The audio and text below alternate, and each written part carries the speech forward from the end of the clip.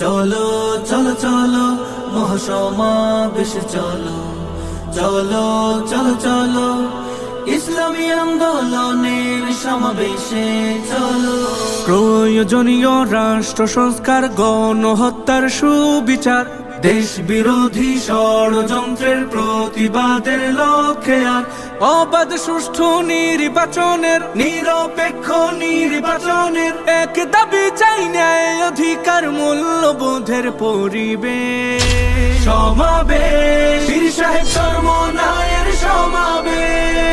মরেছে মানুষ জন্য দেশের, আজ মানুষের রাষ্ট্র চাই। দেশ প্রেমিকের বাংলাদেশে জাগ্রত আমরা সবাই। আজ শপথে হাত রাখি, চল গড়তে নতুন বাংলাদেশ।